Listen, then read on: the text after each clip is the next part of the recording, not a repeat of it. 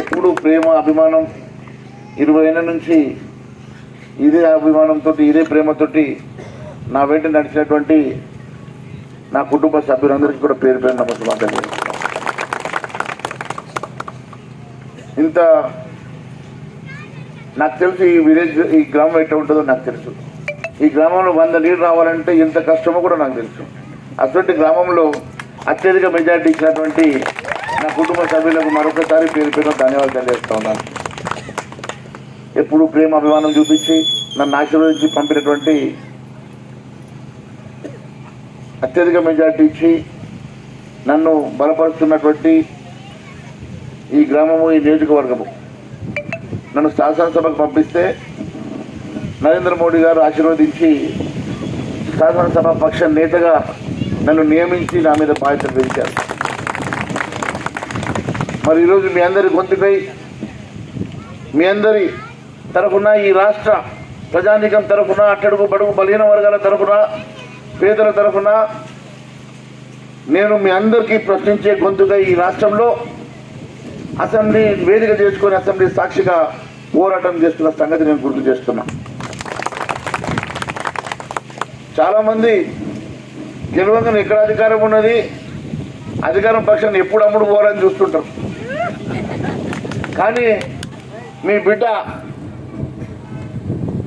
నన్ను నమ్మిన నాకు టికెట్ ఇచ్చిన పార్టీని కానీ నన్ను నమ్మి ఓటేసి గెలిపించిన మీ అందరినీ మోసం చేయకుండా మీ వెంట ఉండి ఈరోజు మీ పక్షాన పోరాటం చేయడానికి సిద్ధపడ్డా. నా స్వార్థం చూసుకుంటే 5 నిమిషాలు పట్టదు నాకు. నా స్వార్థం కోసం ఆలోచన చేస్తే 5 నిమిషాలు నాకు మంత్రి పదవి వస్తుంది. కానీ ఏ రోజు కూడా నేను ఏ పదవులకు ఆశపడలే. మిమ్మల్ని నమ్ముకొని 20 సంవత్సరాల నుంచి మిమ్మల్ని నన్ను మీరు నమ్ముకొని ఈరోజు ప్రజల్లో ఉండి మీ అందరి పక్షాన పోరాటం చేస్తున్నా. నేను ఒకటే అడుగుతా ఉన్నా, 10 సంవత్సరాలు నేను గతంలో ఓటమి చెందినప్పటికీ ఒక్క రోజు కూడా భయపడకుండా జంకకుండా మీ మధ్యలో ఉండి మీ పక్షాన నిలబడి మీలో ఒకటిగా నేను పోరాటం చేసినమాట వాస్తవం కాదా అని అడుగుతున్నా. అదే ఒక పెద్ద మనిషి ఇప్పుడే మా మైపారెడ్డి గారు చెప్పినట్లు ఒక్క నెల ఓపిక పట్టకపోయి 10 ఏళ్ళ అధికారాన్ని అనుభవించిండు. నేను అప్పుడే చెప్పిన వీళ్ళిద్దరు ఒకటే, ఇలా ముందు పోయిండు 4 రోజులకు ఆయన పోతాడని చెప్పిన. వాస్తవాలు చెప్పిండో ఎన్ని అలవికాన్ని హామీలు ఇచ్చిండో వాటి మీద దృష్టి పెడతలేడు. ఒక ఏడాది కడుపు కట్టుకుంటే దోచుకోవడం ఆపితే 40,000 కోట్లట. ఒక్క ఏడాది నీ కడుపు కాసుకుంటే 40,000 కోట్లు అంటే నువ్వు ఏడాది ఎట్ట సంపాదించానో రీసెర్చ్ చేస్తున్నావు బిడ్డ. నీ దృష్టి అంతా దోపిడీ మీదే ఉన్నది, నీ దృష్టి అంతా దోచుకోవడం మీదనే ఉన్నది. కానీ ఇచ్చిన హామీలను మాత్రం గుర్తులేదు. మరి ఇచ్చిన హామీలు ఇక్కడ ఉన్నటువంటి ప్రతి ఆడపడుచుకు 2,500 రూపాయలు ఇస్తానన్నమాట వాస్తవం కాదా? మరి దాని గురించి ఎందుకు మర్చిపోయినా అడుగుతున్నా. వృద్ధులకు 4,000 రూపాయలు పెన్షన్ ఇస్తాను.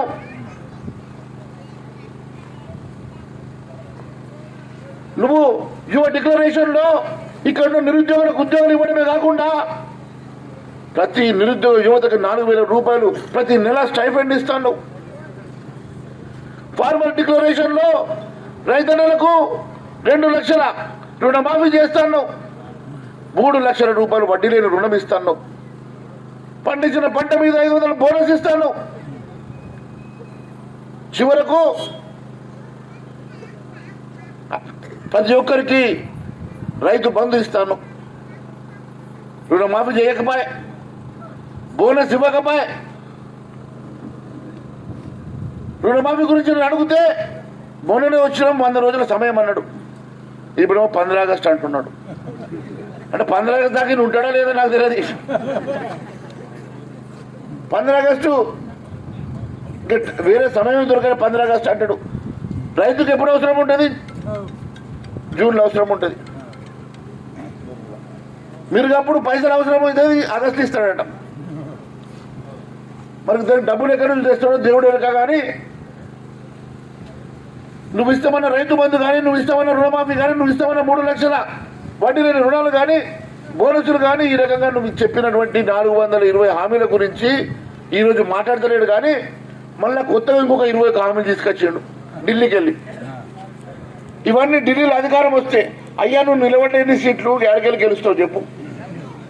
నువ్వు నిలబడలే సీట్లన్నీ ఆంధ్రాలో ఒక్క దగ్గర కూడా డిపాజిట్ రాదు.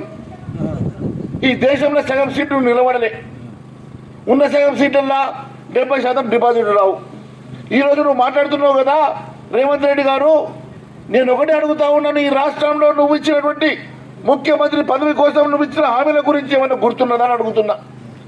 ఆడపడుచుల పెళ్లిళ్ళ కోసం తులం బంగారం పెడతాను, ₹1,00,000 ఇస్తాను, చివరకు చిన్న పిల్లలు బడిపోయే పిల్లల మీద స్కూటీలు కొనిస్తాను అబద్ధం ఆడినటువంటి దుర్మార్గుడు కాదని అడుగుతున్నా.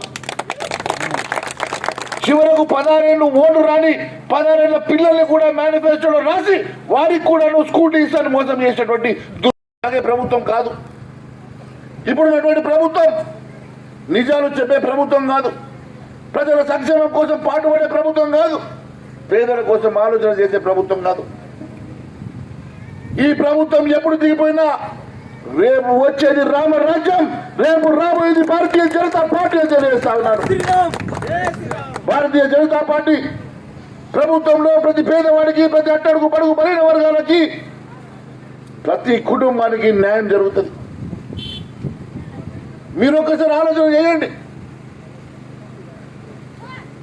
భారతీయ జనతా పార్టీ ఉన్నటువంటి రాష్ట్రాల్లో ఉత్తరప్రదేశ్ నుంచి కన్యాకుమారి వరకు ఎక్కడ భారతీయ జనతా పార్టీ ప్రభుత్వం ఉన్నదో మళ్ళీ మళ్ళీ అదే ప్రభుత్వాన్ని కోరుకుంటున్నారు. మళ్ళీ మళ్ళీ అదే ప్రభుత్వం గెలుస్తున్నది. దానికి కారణం ఏందో ఒకసారి ఆలోచన చేయండి. అవినీతి రహితమైనటువంటి పాలన, అన్ని వర్గాలకు న్యాయం జరిగే పాలన, అందరూ కలిసి జీవించేటువంటి పాలన. కానీ ఇక్కడ కేవలం 2 రాష్ట్రాల్లో అధికారం ఉన్నటువంటి వ్యక్తులు, ఈరోజు 2 రాష్ట్రాల్లో అధికారం ఉన్నటువంటి వ్యక్తులు ఈరోజు నరేంద్ర మోడీ గురించి మాట్లాడుతున్నారు, ధర్మం గురించి మాట్లాడుతున్నారు. నేను మీ ద్వారా తెలియజేస్తా ఉన్నాను, ఈ ప్రభుత్వంకి ఉన్నది కేవలం 4 ఎమ్మెల్యేలు, 60కి మించి 4 ఎమ్మెల్యేలు ఉన్నారు. తుమ్ముతే ఊసిపోయే ప్రభుత్వం, ఎప్పుడు ఉంటుందో ఊడిపోదో తెలియని ప్రభుత్వం. అటువంటి ప్రభుత్వం ఎప్పుడైనా ఖచ్చితంగా 6 నెలల లోపల ఊడిపోతున్న భయంతో ఎక్కడ పడితే ఎక్కడ దోపిడీ, ఎక్కడ పడితే ఎక్కడ దోచుకోవడం తప్ప. నేను చెప్పిన ఆర్ ట్యాక్స్ గురించి, నేను చెప్పిన ఆర్ఆర్ ట్యాక్స్ గురించి, నేను చెప్పిన బి ట్యాక్స్ గురించి, నేను చెప్పిన ట్రిపుల్ ట్యాక్స్ గురించి, కానీ ఇప్పటి వరకు వాటి మీద ఒక్క సమాధానం కూడా చెప్పినటువంటి ముఖ్యమంత్రి, దాని గురించి ఒక్కసారి కూడా క్లారిఫికేషన్ ఇచ్చుకోలేనటువంటి స్థితిలో ఉన్నటువంటి ముఖ్యమంత్రి ఈరోజు నరేంద్ర మోడీ గారి గురించి మాట్లాడుతున్నాను. నేను చిత్రకుంట గ్రామ నా సోదర సోదరీమణులకు విన్నవిస్తున్నా, నరేంద్ర మోడీ గారిని అత్యధిక మెజారిటీతో గెలిపించి నరేంద్ర మోడీ గారిని బలపరిస్తే మీ బిడ్డ అసెంబ్లీలో ఇంకా ధైర్యంగా ఈ ముఖ్యమంత్రి పోరాడగలుగుతాడు. నేను ఎక్కడ ఉన్నా నా మీద బాధ్యత పెరిగిండొచ్చు, నన్ను వేరే జిల్లాలకు పంపుతున్నారు కావచ్చు, కానీ నేను ఎక్కడ ఉన్నా ఎక్కడ తిరిగినా నా మనసు, నా ప్రేమ, నా అభిమానం మొత్తం నా నిర్మల్ నియోజకవర్గ ప్రజల మీద ఏముందని తెలియజేస్తా ఉన్నాను. ఢిల్లీకి రాజైనా తల్లి కొడుకట. నేను ఈ ప్రాంతానికి మీ అందరి పెద్ద కొడుకు కాబట్టి చెప్తా ఉన్నా, నేను ఎక్కడ ఉన్న 6 నిమిషాలు మీ అభివృద్ధి కోసం, మీ సంక్షేమం కోసం, మీ అందరి మంచి కోసం కోరుకునేటువంటి వ్యక్తిగా నాకు వచ్చిన అవకాశంలో ఉన్న 100 కోట్ల రూపాయలు మంజూరు చేయించు. నా ఇంటికి వస్తే నా తలుపులు తెరిచి ఉంటాయి. ఆ రోజు నా ఇంట్లో పోలీసుడు లేడు, ఈ రోజు కూడా పోలీసుడు లేడు. ఎప్పుడైనా మీకోసం ఏ రాత్రి వచ్చినా మీకోసం నేను ఎప్పుడైనా మరి పనులు చేయించుకోవడానికి, పనులు చేయడానికి, సహాయపడడానికి, ప్రభుత్వ పరంగా కానీ నా వాళ్ళు అయిన కాడికి సాయం చేయడానికి ఎప్పుడు మీ పెద్ద గురువులకు పనిచేస్తాను మరొకసారి తెలియజేసుకుంటూ, భారత్ మాతాకి జై శ్రీరామ్. కమలపు గుర్తుకే, కమలపు గుర్తుకే.